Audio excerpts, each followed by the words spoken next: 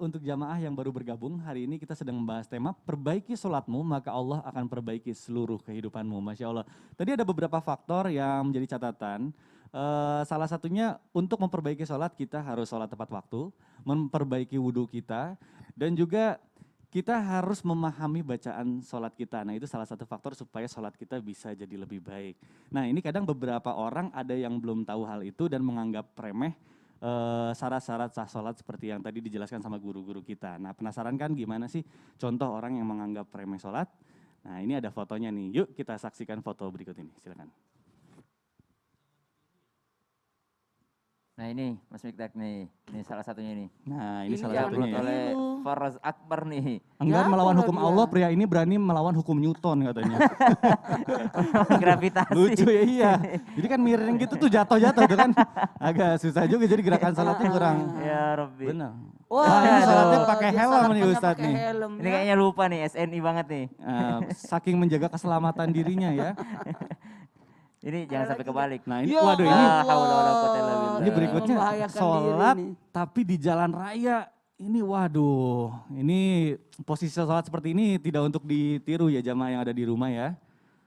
Ada lagi nggak nih? Ada lagi nggak nih? Ini udah 3 nih. Subhanallah ada 3 gambar nih hari ini. Subhanallah, Insya Allah. waduh. Nah itu memang ada beberapa gerakan sholat. Yang pertama bukan hanya tidak khusyuk tapi membahayakan diri sendiri dan orang lain juga ya Ustadznya. Nah sekarang saya mau ke Ustadz Syam dulu nih. Ustadz, memperbaiki sholat itu kan salah satunya melalui gerakan-gerakan sholat ya. Tapi masalahnya zaman sekarang banyak banget nih orang yang suka menganggap remeh sholat. Dan jadi yang gak khusyuk lah, contohnya kayak gambar ya barusan. Bagaimana hukumnya seseorang yang dengan sengaja ataupun tidak sengaja menganggap remeh sholat?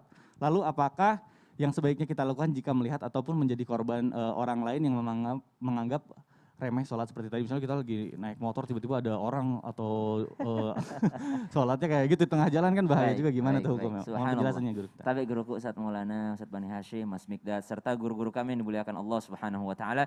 Rabbi shrah li sadri wa yassir li amri wahlul 'uqdatam min lisani yafqahu qawli. Amin amin amin ya rabbal alamin. Ba'da naqul a'udzu billahi minasyaitonir rajim.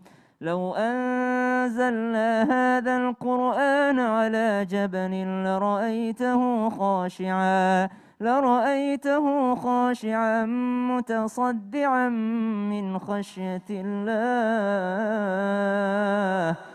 Dalam Al-Quran disebutkan tentang khusyuk itu sebenarnya beberapa kali. Tentang orang beriman yang khusyuk, kemudian ada gunung yang khusyuk. Jikalau seandainya Al-Quran diturunkan di atas gunung maka dia akan tunduk, mutasaddia, khasyi'an mutasaddia. Dan yang pertama yang harus kita pahami, makna khusyuk itu sendiri apa sih? Khusyuk di sini artinya adalah relax. Jadi kalau mau bahasa gampangnya adalah sholat dengan khusyuk itu sholat dengan penuh rileks dalam diri kita. Jadi kalau ada orang sholat terburu-buru, gimana bisa rileks kalau melawan hukum Newton seperti tadi? Gimana mau rileks kalau sholatnya di tengah jalan? Gimana mau rileks kalau enggak dengan pakaian yang sudah preparing dari awal? Betul. Bagaimana mau rileks kalau tempatnya tidak bersih? Bagaimana mau rileks kalau sholat bersama dengan teman-teman yang jahil? Makanya tadi dikatakan bahwa bagaimana kalau kita menjadi korban dengan orang-orang yang menganggap remeh sholat itu. Sering sekali teman-teman kita dapat lingkungan-lingkungan yang mungkin memang teman kita ini hobinya jahil gitu ya. Betul. Mengganggu kita. Maka dikembalikan pada diri kita. Yang pertama pilihlah lingkungan yang baik. Artinya kenapa Rasulullah SAW meminta kita untuk sholat berjamaah di masjid laki-laki? Karena sholat berjamaah di masjid intinya mereka adalah dengan niat yang sama. Dengan niat beribadah kepada Allah Subhanahu wa taala. Maka sekumpulan niat yang sama berkumpul di satu tempat, insya Allah akan menambah kekhusyuan. Adapun kalau memang sampai di masjid dengan niat yang baik, masih juga terganggu karena ada memang gangguan-gangguan yang kadangkala di luar jangkauan kita. Seperti anak kecil misalnya, seperti misalnya ada kucing yang lewat, atau misalnya ada binatang misalnya. Rasulullah SAW sedang sujud, lalu setelah sholat para sahabat bertanya, ya Rasulullah sampaikanlah kepada kami firman yang baru saja kau terima. Kata Nabi SAW, firman apa? Engkau tadi sujudnya lama. Kata baginda Nabi SAW, saya bukan menerima wahyu, tapi cucu saya yang naik ke atas saya waktu saya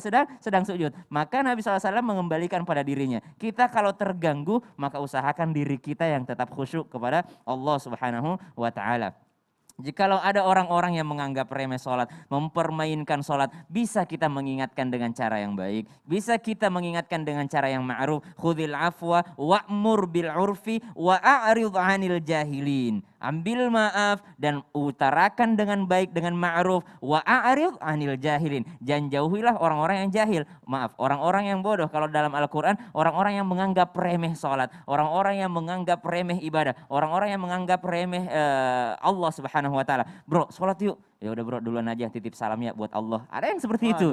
Ya Waduh. udah, titip salam aja buat Pak Imam, titip salam aja buat ini, titip salam, titip salam. Maka subhanallah, a'rid, ya hindari mereka, a'rid 'anil jahilin. Jangan sampai dengan kejahilan mereka kita pun ikut-ikutan seperti itu. Maka kembalikan pada diri kita kekhusyuan itu. Khusyuk itu artinya relax. Wallahu a'lam. Masya Allah, aduh luar biasa nih. Memang kadang waktu muda, apalagi teman-teman saya di sekolah dulu ya, kalau misalnya sholat tuh, memang karena mungkin belum paham juga ya. Kadang lagi sholat Iya. didorong-dorong, kadang kalau lagi sholat suka, wah banyak lah pokoknya. Kadang ada juga yang bawa HP, jadi membuat kita nggak husu ya, Lagi Masya Allah. ngimamin di belakang pada seriosa. Amin. Itu dia, itu sering terjadi tuh. Mudah-mudahan dengan nonton ini jadi lebih paham lagi ya mengenai syarat-syarat sah sholat, Masya Allah.